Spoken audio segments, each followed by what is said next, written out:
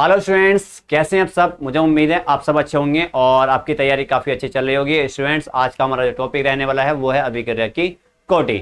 आज मैं आपको बहुत ही बेहतरीन अंदाज में बताऊंगा कि अभिक्रिया की कोटि किस तरह से निकालती हैं। स्टूडेंट्स, ये आपका 12th क्लास केमिस्ट्री रासायनिक विज्ञान से टॉपिक है और ये काफ़ी अच्छा एग्जाम में बार बार पूछा जा रहा है, तो आप इसको स्किप ना कीजिए और चलते हैं आज इस टॉपिक की ओर।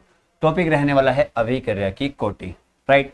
अब अभिक्रिया की कोटि होती क्या है, देखो कहाँ कई जब रासायनिक अभिक्रिया हो रही होती है, जब रासायनिक अभिक्रिया हो रही होती है तो उसमें अभिकारक होते हैं। क्या होते हैं? अभिकारक होते हैं। और अभिकारक जब होते हैं तो उनकी सांद्रता क्या होती है?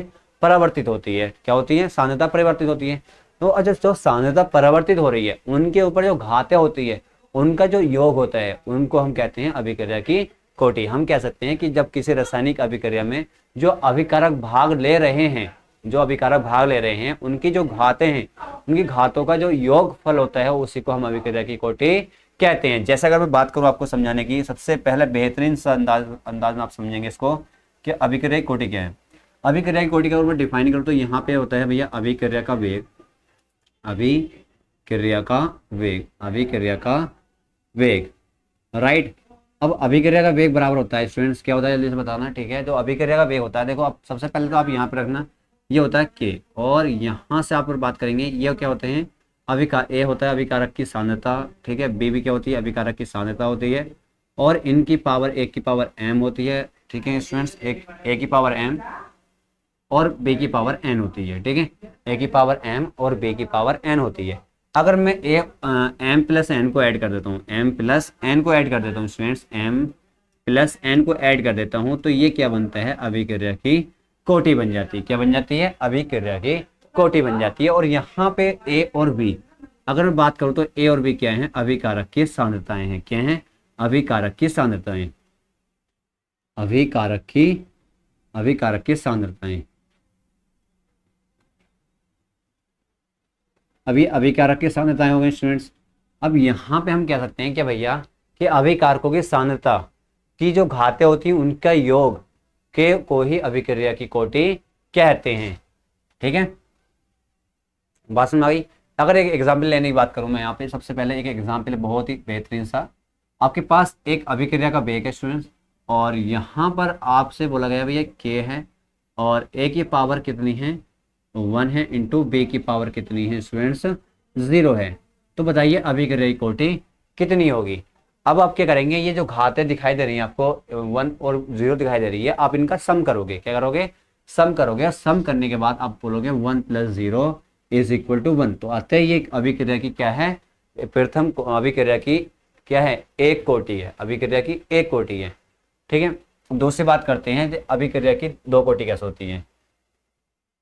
तो यहाँ पे अगर मैं मान लो एक एग्जांपल लिया, ए है यहाँ पर, इसकी पावर 1 है, इंटू बी है, यहाँ पर भी इसकी पावर कितनी है बेटा? 2 है। अगर आप इनका सम करोगे, ठीक है, इनका सम करोगे तो स्टूडेंट कितना होगा? 1 प्लस 2 इज इक्वल टू 3। अब हम कह सकते हैं कि भैया अभिक्रिया की कोटि कितनी है? 3 है। तो वह अभिक्रिया की कोटि क्या होती है? वह जब किसी रासायनिक अभिक्रिया में जो अभिकारक होते हैं उनकी जो घात होती है, इनकी घातों का जो योगफल होता है, उनकी घातों का जो योगफल होता है उसे अभिक्रिया की कोटि कहते हैं, ठीक है। याद रखना कि अभिकारकों की सांद्रताएं जो होती हैं, जो सांद्रताओं की जो घातें होती हैं उनका जो योग होता है उसे अभिक्रिया की कोटि कहते हैं। मैं इसको आपको नोट करके दिखा देता हूँ, आप इसको नोट कर लेना। सबसे बेहतरीन से तरीके के लिए अभिकारक अणुओं की वह संख्या, अभिकारक अणुओं की वह संख्या, अभिकारक अणुओं की वह संख्या, अभिकारक,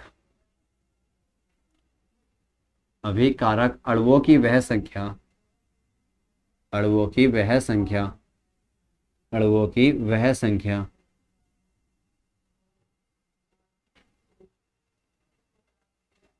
ठीक है। अभिकारक अणुओं की वह संख्या, संख्या जिनका सांद्रण,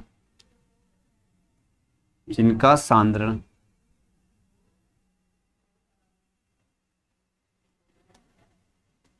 जिनका सांद्रण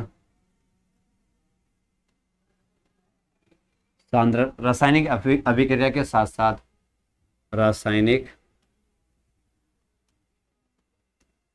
रासायनिक अभिक्रिया के साथ साथ, अभिक्रिया के साथ साथ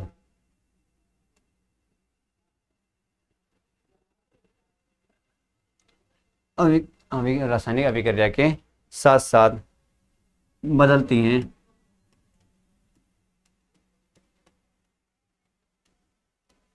तो उसे अभिक्रिया की कोटि कहते हैं, तो उसे अभिक्रिया की कोटि कहते हैं, तो उसे अभिक्रिया की कोटि कहते हैं।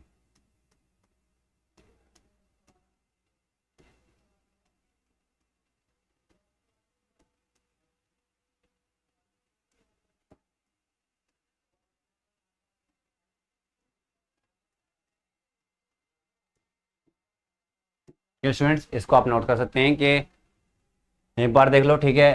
अभिकारक अणुओं की वह संख्या जिनका सांद्रण रासायनिक अभिक्रिया के साथ साथ बदलती हैं, तो उसे अभिक्रिया की कोटि कहते हैं। जैसे कि मैंने अभी यहाँ पे आपको एग्जाम्पल बताया था, ठीक है। इसका एक एग्जाम्पल मैंने आपको समझाया है कि भैया यहाँ पे क्या है, आपके ए और बी क्या है, अभिकारक की सांद्रताएं हैं, और एम और एन क्या हैं, उनकी घातों का योग है। एम और एन क्या है, उनकी सांद्रताओं की घातें हैं। अब एम एन प्लस को हमने ऐड किया तो क्या बना, अभिक्रिया की कोटि बनी। क्या बनी भैया, अभिक्रिया की कोटि, अभिक्रिया की कोटि। अगर ऐसा क्वेश्चन आएगा तो स्टूडेंट्स आपका करना है, उनकी जो घातें होती हैं, ठीक है, जो घातें होंगी उनका क्या कर देना, आपको सम कर देना है। तो बता देना, ठीक है भैया, अभिक्रिया की कोटि ये होगी, ठीक है। सांद्रता को योग कर देना, अभिक्रिया की कोटि है, अभिक्रिया की कोटि, ठीक है। एम और एन प्लस क्या होगी, अभिक्रिया की कोटि होती है। तो स्टूडेंट्स आज के लिए तो नहीं, काफ़ी, मिलते हैं आपसे नेक्स्ट वीडियो में। Thank you so much.